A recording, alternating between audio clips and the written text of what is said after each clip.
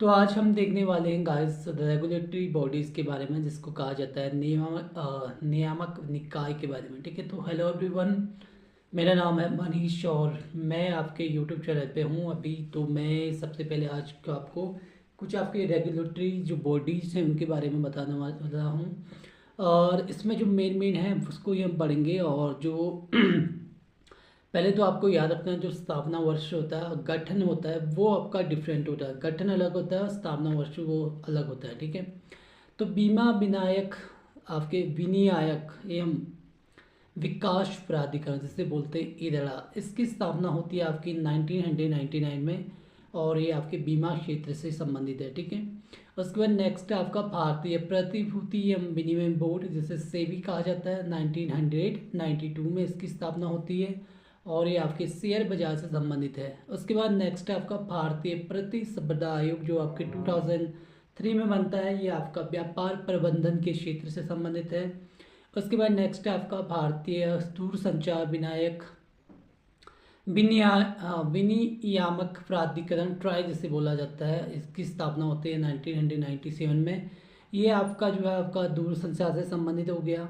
उसके बाद नेक्स्ट है आपका पेट्रोलियम एवं प्राकृतिक गैस नियामक बोर्ड, जो आपके 2006 से संबंधित है। 2006 से स्थापना होती है इसकी। ठीक है, और आपका एक पेट्रोलियम प्राकृतिक गैस से संबंधित है। केंद्रीय विद्युत नियामक आयोग की बात करें 2003 से। परमाणु ऊर्जा नियामक बोर्ड 1983। पेंशन निधि नियामक एवं विकास प्राधिकरण 2003। House regulatory authority 2016। Prasar Bharati 1997।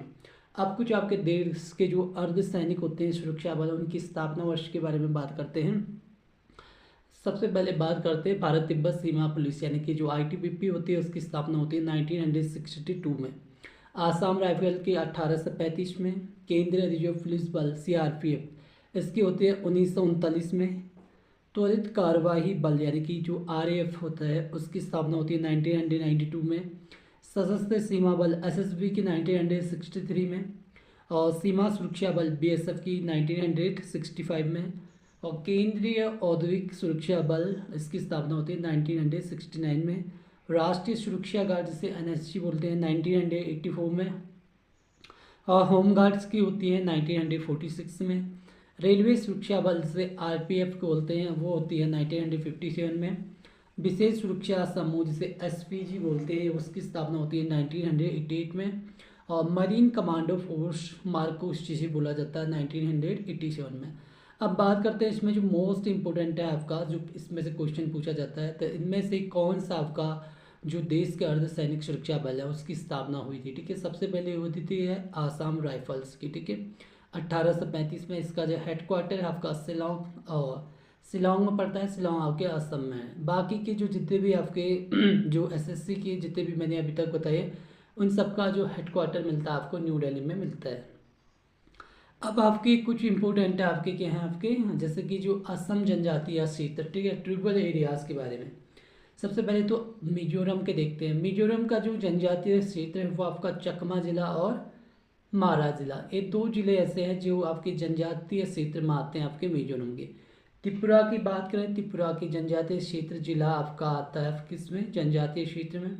Meghalaya की खासी पहाड़ी, जयंतिया पहाड़ी और गारो पहाड़ी। ठीक है, असम का दिमा हसाओ जिला, जो पूरा नाम उसका उत्तरी कछार कहा जाता है इसको। और कार्बो आंगलांग जिला, बोडोलैंड प्रदेश, ये सारे किसके हैं आपके जनजातीय क्षेत्र असम के। अब उसके बाद कुछ आपके राष्ट्राध्यक्ष की बात करें और शासनाध्यक्षों के निवास स्थलों की बात करें, तो सबसे पहले है आपका कैमरिन कैमरिन क्रेमलिन। ये आपके इनका जो भवन जो है ये आपके राष्ट्रपति रूस का होता है। इसका जो स्थल होता है मॉस्को। 24 ससेक्स ड्राइव आपका प्रधानमंत्री कनाडा का होता है, ये ओटावा में होता है। राष्ट्रपति भवन भारत का हो गया, न्यू दिल्ली इसका क्या हो गया आपका स्थल हो गया। डाउनिंग स्ट्रीट आपका ब्रिटेन का हो गया, लंदन में ये इसका स्थल है। अब देखिए कहीं पे आपके राष्ट्रपति मिलते हैं, कहाँ पे कहीं पे आपके प्रधानमंत्री मिलते हैं। ठीक है, उसके बाद आपका कुछ आपके जो लॉस पिनोस आपका मेक्सिको का, मेक्सिको सिटी में। क्रिवेनियल प्लेस आपका इटली का जो रोम में है। अरास वास्तेरेन है आपका आयरलैंड का जो डबलिन में है। पेलोसिया डिला मोनोक्लो है आपका स्पेन का जो है मैड्रिड में। बकिंगम प्लेस का है ब्रिटेन में जो लंदन में है। फेडरल चांसलर का है जर्मनी में, वान में है एसल। और मैड्रिड का प्लेस आपका इंडोनेशिया का जो आपका जकार्ता में पड़ता है। और एवान ए सदर आपका पाकिस्तान में पड़ता है और इस्लामाबाद में, ठीक है, ये राष्ट्रपति के हैं। नारायण हिती आपका नेपाल में पड़ता है, नेपाल का जो आपका राष्ट्राध्यक्ष होता है। काठमांडू इसका स्थल होता है, बाकी इतनी काफ़ी है, ठीक है। अब फ्रांस का है आपका एलसी प्लेस जो आपका पेरिस में पड़ता है। व्हाइट हाउस का पड़ता है, ये अमेरिका का है, वाशिंगटन डीसी में। ब्लू हाउस है आपका दक्षिण कोरिया के राष्ट्रपति का, सियोल का। और चेटू डी लाचेन आपका बेल्जियम के जो नरेश होते हैं उसके ब्रुसेल्स से स्थल है, ठीक है। और द लॉज आपका प्रधानमंत्री ऑस्ट्रेलिया का और जी कैनबरा में, ठीक है। और उसके बाद आपका नारायण हिती नरेश नेपाल का काठमांडू, ये मैंने पहले भी पढ़ाया था। तो ये सब चीज़ें आपको याद रखनी है। उसके बाद नेक्स्ट देखते हैं हम कुछ आपके राज्यों के लिए विशेष प्रावधान है, जैसे आर्टिकल 371। ये आपके गुजरात और महाराष्ट्र के लिए विशेष प्रावधान करता है 371। और 371 का ए जो आपके नागालैंड राज्य के लिए विशेष प्रावधान करता है। इसके बाद हम सीधे नाम बोलेंगे। 371 का जो बी है वो असम राज्य के लिए है। 371 का सी है आपका मणिपुर राज्य के लिए। डी है आपका आंध्र प्रदेश और तेलंगाना के लिए। और ई है आपका आंध्र प्रदेश में केंद्रीय विश्वविद्यालय की स्थापना से संबंधित। एफ है आपका सिक्किम राज्य के विशेष प्रावधान के लिए। जी है आपका मिजोरम राज्य के लिए। एच है आपका अरुणाचल प्रदेश के लिए। आई है आपका गोवा राज्य के लिए। जे है आपका कर्नाटका के लिए, ठीक है। तो विशेष प्रावधान है यहाँ पे, ये आपको याद रखते हैं। नेक्स्ट हम पढ़ते हैं,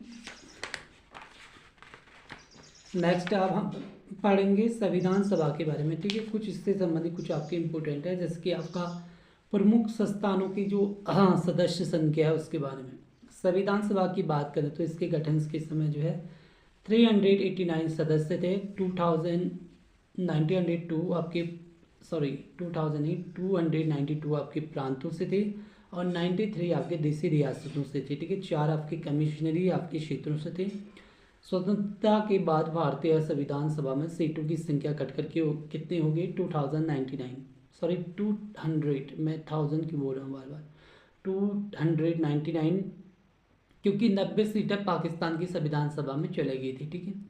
तो एक क्वेश्चन पूछा जाता है कि इनमें से कितने संविधान सभा के गठन के समय और उसके बाद जो है आपके भारतीय स्वतंत्रता के बाद भारतीय संविधान सभा में सीटों की संख्या कितनी थी 299। उसके बाद नेक्स्ट आपका लोकसभा की बात करें, यहाँ पे लोकसभा के जो अधिकतम सदस्य संख्या है वो कितनी है 550 सदस्य हैं, जिसमें से 530 राज्यों से 20 आपके केंद्र शासित प्रदेशों से हैं, ठीक है। वर्तमान में आपकी 543 आपकी सीटें हैं, शेष 7 सीटें आपकी पाकिस्तान अधिकृत कश्मीर के लिए निर्धारित हैं, ठीक है। उसके बाद राज्यसभा में अधिकतम सदस्य संख्या की बात करें तो 250 हैं, उसमें से आपके 238 राज्यों से 12 आपके राष्ट्रपति द्वारा मनोनीत किए जाते हैं। वर्तमान में आपके 245 आपके सदस्य हैं। विधानसभा में अधिकतम सदस्य संख्या की बात करें तो इसमें आपके 500 सदस्य संख्या है, जिसमें सबसे ज़्यादा 403 उत्तर प्रदेश में है, 294 आपके पश्चिम बंगाल में, 288 आपके महाराष्ट्र और 233 आपके बिहार के लिए।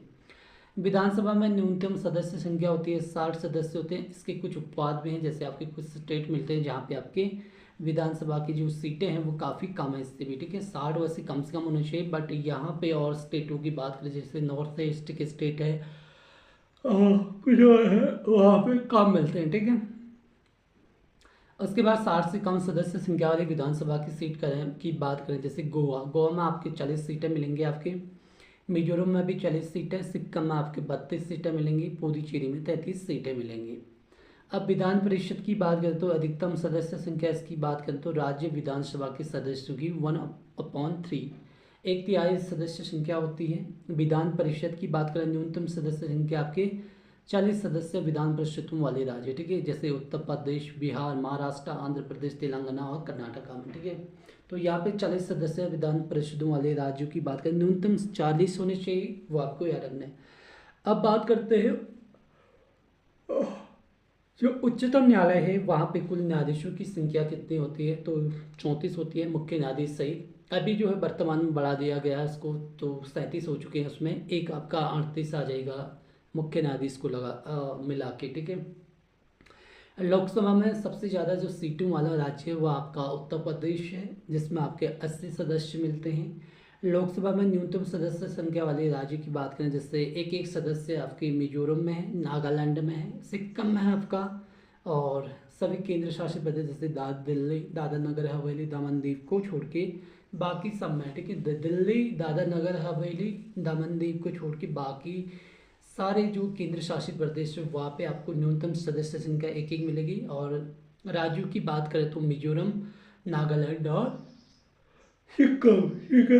उसके बाद नेक्स्ट है आपका राज्यसभा में सर्वाधिक सदस्य संख्या वाला राज्य भी यूपी है, 31 सदस्य है इसमें। और बात करें राज्यसभा में न्यूनतम सदस्य संख्या वाले राज्य हैं आपके कौन से, गोवा, नागालैंड, मणिपुर, त्रिपुरा, मेघालय, सिक्किम, मिजोरम, अरुणाचल प्रदेश और पुडुचेरी। तो यहाँ पे आपको किसको हटा देना, सीधे असम को, बाकी स्टेट आपके वही रहेंगे, ठीक है। और इसमें गोवा आ जाएगा, पुडुचेरी आ जाएगी। कितने स्टेट हो गए आपके, 2 2 4 2 6 2 8 2 9 9 हो गए, ठीक है। तो 6 स्टेट आपके 7 सिस्टर आ जाएंगे, और 7 सिस्टर में से असम को निकाल दो, बाकी आपका 6 हो गए। एक आपका सिक्किम आ जाएगा 7, और आपका गोवा आ जाएगा 8, 9 आ जाएगा पुडुचेरी, ठीक है। तो 8वीं हिस्ट्री में की बात करें तो वहाँ पे पहले 22 भाषाएं थी, अब पहले 14 भाषाएं थी, ठीक है। जब हमारा जब मूल संविधान था उसमें 14 भाषाएं थी, बाद में 22 हो गई थी, ठीक है।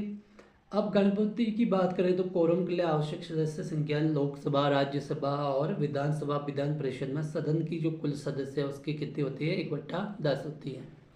अब कुछ आपके आयोग हैं, जैसे कि जो प्रमुख आयोग और समिति हैं, ठीक है। तो सरदार स्वर्ण सिंह समिति की बात कर 1976 में बनता है। 42वें संविधान संशोधन 1976 द्वारा 10 मूल कर्तव्यों का इसमें समावेश किया गया। सरकारी आयोग की बात करें 1983 में केंद्र राज्य संबंधों पर अनुशंसाएं की गई। थर आयोग की बात करें 1947 से 1948 तक एसके धर के अध्यक्षता में, और ये राज्यों का पुनर्गठन भाषा के आधार पर नहीं होना चाहिए था, कहा था इन्होंने, ठीक है। जेबीबी समिति की यानी कि जो जवाहरलाल नेहरू, वल्लभ भाई पटेल, पट्टाभी सीतारमैया, इन तीनों के द्वारा जेबीपी समिति बनी थी 1948 में, और राज्यों का पुनर्गठन देश की सुरक्षा, एकता और आर्थिक समृद्धि के आधार पर किया जाए, ये कहा था इस समिति ने, ठीक है। उसके बाद नेक्स्ट आपका राज्य पुनर्गठन आयोग 1956 में, इसमें कुछ आपके सदस्य थे जैसे कि जो सैयद फैजल अली, हरदेनाथ कुजरू, के एम पानिक्कर। तो ये तीनों के नाम आपको याद रखने हैं जो आपकी राज्य पुनर्गठन आयोग 1956 बना था उसके सदस्य।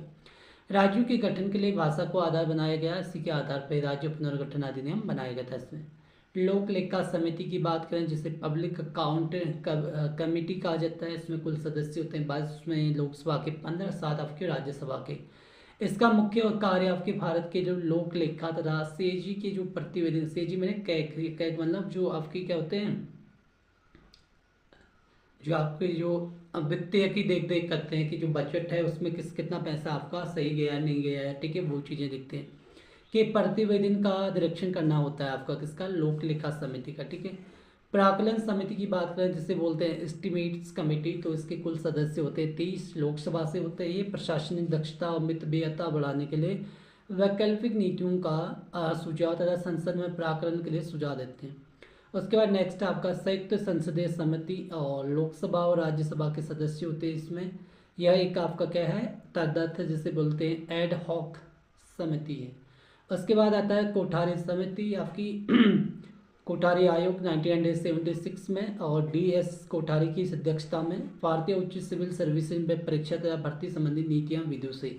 उसके बाद है आपका नियोगी आपके आयोग 1946 में KC नियोगी की अध्यक्षता में आर्थिक नियोजन के लिए मंत्रिपरिषद के प्रति उत्तरदायी संगठन की अनुशंसा होती है इसमें।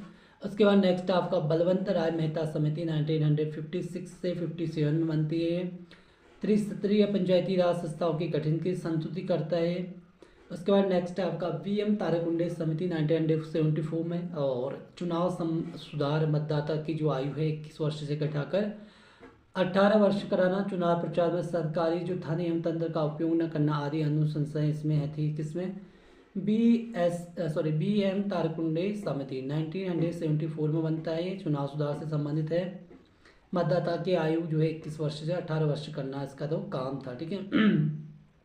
इसके बाद आपका पूछी आयोग 2007 में मदन मोहन पूछी की अध्यक्षता में केंद्र राज्य संबंध के विषय में अनुशंसाएं की इसने।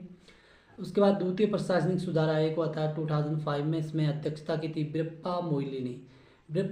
2009 में अध्यक्ष पद से त्यागपत्र दे दिया था। उसके बाद वी रामचंद्रन इसके अध्यक्ष बनाए गए थे। आपको राष्ट्रपति द्वारा चयनित आपके पदाधिकारी हैं, जैसे आपके प्रधानमंत्री हैं। लोकसभा में बहुमत प्राप्त दल के नेता कहा जाता है प्रधानमंत्री को। इनका जो निर्वाचन संबंधित अनुच्छेद वो आपका 75 है और न्यूनतम आयु होनी चाहिए आपके प्रधानमंत्री के लिए 25। अधिकतम आयु कोई इसमें नहीं है। ठीक है। शपथ ग्रहण किसके द्वारा किया जाता है? राष्ट्रपति के द्वारा, और त्यागपत्र देते हैं राष्ट्रपति को ही।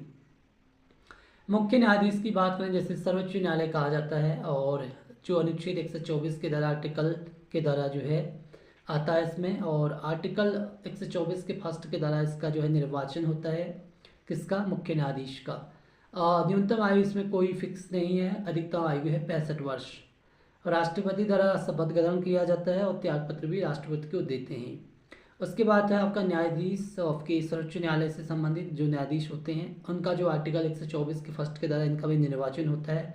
62 वर्ष की जो है आपकी अधिकतम आयु होती है इसकी, और राष्ट्रपति द्वारा शपथ ग्रहण किया जाता है और राष्ट्रपति को ही त्यागपत्र देते हैं भी। उसके बाद राज्यपाल 153 आर्टिकल 153 के द्वारा इसका जो है आर्टिकल में राज्यपाल के बारे में बताया गया है, और 155 में ये निर्वाचन संबंधी अनुच्छेद है इनका। इनकी न्यूनतम आयु होती है 35 वर्ष और अधिकतम आयु इनकी कोई डिक्लेयर नहीं है। तो सुप्रीम जो हाई कोर्ट के मुख्य न्यायाधीश हैं वो आपके इनको शपथ दिलाते हैं और राष्ट्रपति को ये त्यागपत्र देते हैं। मुख्य चुनाव आयुक्त की बात करें तो आर्टिकल 324 के 2 के द्वारा जो है निर्वाचन होता है इसका। 65 वर्ष की अधिकतम आयु और राष्ट्रपति द्वारा शपथ ग्रहण होता है इनका। राष्ट्रपति को त्यागपत्र देते हैं। उसके बाद आपका महान्यायवादी आर्टिकल 76 में आता है आपका महान्यायवादी के बारे में, और आर्टिकल 76 के द्वारा इनका निर्वाचन संबंधी आर्टिकल है, और 65 वर्ष की आयु तक ये अधिकतम आयु इनकी रहती है, और राष्ट्रपति द्वारा इनको शपथ ग्रहण किया जाता है और राष्ट्रपति के द्वारा ही त्यागपत्र दिया जाता है। फिर इसके बाद है आपका लोक सेवा आयोग की जो अध्यक्ष होते हैं आर्टिकल 315 में आता है ये, और 65 वर्ष की आयु तक ये अधिकतम आयु इनकी राष्ट्रपति द्वारा शपथ और राष्ट्रपति के द्वारा ही त्यागपत्र दिया जाता है। राष्ट्रपति को ही त्यागपत्र देते हैं। मतलब है जो आपके सदस्य आपके लोक सेवा आयोग के उनकी भी आपकी क्या है आर्टिकल 315 ही है। उसके बाद बात करते हैं बाकी ये त्यागपत्र और वो दोनों उसी को देते हैं राष्ट्रपति को। ठीक है। अब आता है वित्त आयोग जो अध्यक्ष होते हैं आर्टिकल 280 के द्वारा इनके उसके बारे में बताया गया। वित्त आयोग के बारे में 65 वर्ष है इनका भी शपथ ग्रहण आपका राष्ट्रपति की तरह, त्यागपत्र भी उनको ही देते हैं। नीति आयोग के जो उपाध्यक्ष होते हैं इनका आर्टिकल कोई नहीं है, क्योंकि ये है क्या है आपका रेगुलेटरी बॉडीज नहीं है। ठीक है। तो इसको जो है राष्ट्रपति की तरह त्यागपत्र दे सकते हैं और राष्ट्रपति को ही दे सकते हैं। ठीक है। प्रोटेम स्पीकर जो होता है उसके भी राष्ट्रपति की तरह शपथ ग्रहण होता है, और बाकी आपको पता ही है। ठीक है। किसी को भी दे सकते हैं। कुछ आयोग एवं मुख्यालय हैं आपकी मोस्ट इंपोर्टेंट है, जैसे राष्ट्रीय हरित न्याय अधिकरण की बात करें, इसका हेडक्वार्टर है न्यू दिल्ली में। 2010 में ये गठन होता है। ये अर्ध न्यायिक संस्था है। ठीक है। ये क्वेश्चन पूछा जाता है कि कौन से अर्ध न्यायिक संस्था है, कौन से आपकी वैधानिक है, कौन सी संस्थागत है, कौन से आपकी रेगुलेटरी बॉडी से, ये सब चीज़ें पूछी जाती है, तो याद रखना है इसको। ये आपकी क्या है अर्ध न्यायिक संस्था है। उसके बाद है राष्ट्रीय न्याय अकादमी, भोपाल में इसका हेडक्वार्टर है। 1993 में इसका गठन होता है। वैधानिक है ये। ठीक है। संस्था की प्रकृति कैसी है, स्थिति वैधानिक है। उसके बाद नेक्स्ट है आपका राष्ट्रीय विधिक सेवा प्राधिकरण जिसे बोलते हैं, नालसा न्यू दिल्ली में इसका हेडक्वार्टर है। 1995 में गठन होता है। संस्थागत है ये भी। ठीक है। उसके बाद है केंद्र सैन्य न्याय प्राधिकरण, इसका हेडक्वार्टर में न्यू दिल्ली में है, और ये क्या है आपका न्यायिक है, और इसके गठन का जो वर्ष जो है इसमें डिक्लेयर नहीं किया गया है। ठीक है। उसके बाद है राष्ट्रीय अनुसूचित जाति आयोग और राष्ट्रीय अनुसूचित जनजाति आयोग। इन दोनों का जो है आपका न्यू दिल्ली में हेडक्वार्टर है। 2004 में इनका पुनर्गठन होता है। संवैधानिक निकाय है दोनों ये। उसके बाद है आपका नीति आयोग, न्यू दिल्ली में हेडक्वार्टर है। 2015 में इसका गठन होता है। गैर संवैधानिक निकाय है, योजना आयोग के स्थान पर इसको जो है लाया गया था। वित्त आयोग न्यू दिल्ली में हेडक्वार्टर है। 1951 में इसका गठन होता है और अर्ध न्यायिक संवैधानिक इकाई है। पहले अर्ध न्यायिक थी, आजकल क्या है आपका संवैधानिक निकाय, ठीक है, दोनों है, अर्ध न्यायिक भी है संवैधानिक निकाय भी। उसके बाद आपका मानवाधिकार आयोग 1993 में आपका न्यू दिल्ली में हेडक्वार्टर है, अनुशंसात्मक निकाय है आपका ये। और उसके बाद आपका निर्वाचन आयोग न्यू दिल्ली में हेडक्वार्टर 1950 में इसका गठन होता है और संवैधानिक निकाय है। अंतर्राज्य परिषद की बात करें, न्यू दिल्ली में हेडक्वार्टर है इसका, 1990 में गठन होता है, संवैधानिक निकाय है, ठीक है। ज़्यादातर इसके न्यू दिल्ली में ही हेडक्वार्टर मिलेंगे जितने भी आयोगों ने, सिर्फ कुछ चीज़ों के, सिर्फ एक राष्ट्रीय न्याय अकादमी के जो आपका हेडक्वार्टर भोपाल में मिलेगा, बाकी की सब सारे जो आपके जो हेडक्वार्टर है न्यू दिल्ली में मिलेगा। तो अभी से मैं हेडक्वार्टर नहीं बताऊंगा क्योंकि वो हेडक्वार्टर आपकी क्या है, न्यू दिल्ली है। अब है आपका विधि आयोग, तो ये क्या है आपका गैर वैधानिक परामर्शी निकाय है। परमिशन आयोग की बात करें तो ये 4 बार गठित हुआ है, स्वायत्त निकाय है। केंद्रीय सूचना आयोग 2005 में इसका गठन होता है, वैधानिक निकाय है। राष्ट्रीय पिछड़ा वर्ग आयोग 1993 में एक गठन होता है और वैधानिक निकाय के रूप में अब संवैधानिक निकाय बन चुका है ये। पहले वैधानिक निकाय के रूप में होता, अब संवैधानिक निकाय बन चुका है। कौन सा कि राष्ट्रीय पिछड़ा वर्ग आयोग। और राष्ट्रीय अल्पसंख्यक आयोग 1993 में वैधानिक निकाय है। राष्ट्रीय बाल अधिकार संरक्षण आयोग 2007 में वैधानिक निकाय है। राष्ट्रीय महिला आयोग 1992 में स्वायत्त वैधानिक निकाय है। मानवाधिकार आयोग मैंने बताया था 1993 में अनुशंसात्मक निकाय है, ठीक है। ये डेट है आपकी याद रखना है गठन के बारे में। आप कुछ खास मैं आपको बताता हूँ, जैसे कि 1993 में किस किस का गठन हुआ था, ठीक है। कुछ आपके खास हैं, ठीक है। तो 1919 में आपके कौन कौन से आपके, उसको आपको याद रखना है, ठीक है, क्योंकि ये मोस्ट इंपॉर्टेंट हो जाता है कि एग्जाम में जो है हम कई बार क्या हो जाता है भूल जाते हैं, ठीक है। कुछ चीज़ें हैं जैसे कि 1993 में कौन कौन से, राष्ट्रीय न्याय अकादमी है आपका, मानवाधिकार आयोग का आपका, राष्ट्रीय अल्पसंख्यक आयोग है, राष्ट्रीय पिछड़ा वर्ग आयोग है, और बाकी इतने हैं, ठीक है। तो 4 आपको यह बता दिए मैंने कौन कौन से, राष्ट्रीय न्याय अकादमी, मानवाधिकार आयोग और राष्ट्रीय पिछड़ा वर्ग आयोग, राष्ट्रीय अल्पसंख्यक आयोग। इनकी जो गठन होता है, इनका गठन होता है 1993 में, ठीक है। उसके बाद नेक्स्ट आपका देखते हैं, भारत में जो भ्रष्टाचार पर नियंत्रण तथा नागरिकों शिकायतों के विवरण के लिए वैधानिक और संस्थागत ढांचा बनाया गया है। तो उसमें सबसे पहले आता है आपका लोक सेवक जांच अधिनियम 1850 का, भारतीय दंड संहिता 1860 का, विशेष पुलिस प्रतिष्ठान 1941 का, दिल्ली पुलिस प्रतिष्ठान अधिनियम 1946 का, भ्रष्टाचार निवारण अधिनियम 1988 का, जांच आयोग अधिनियम 1952 का, राजनीतिक नेताओं तथा मुख्य जो प्रमुख सार्वजनिक व्यक्तियों के लिए अखिल भारतीय सेवाएं आचार नियमावली 1968, केंद्रीय सिविल सेवाएं आचार नियमावली 1964, रेल सेवाएं आचार नियमावली 1966, मंत्रालय विभागों संबंध एवं अधीनस्थ कार्यालयों तथा लोक उपकरणों में निगरानी संगठन के लिए केंद्रीय अन्वेषण ब्यूरो CBI 1963, केंद्रीय सतर्कता आयोग 1964, इन दोनों के बारे में पढ़ लेना। राज्य सतर्कता आयोग 1964 और राज्यों में भ्रष्टाचार रोधी ब्यूरो। बाकी की जो है बहुत सारे आयोग हैं पर इनकी डेट ऑफ नहीं दे रखी है, ठीक है। बाकी हम करते हैं कैबिनेट सचिवालय में लोक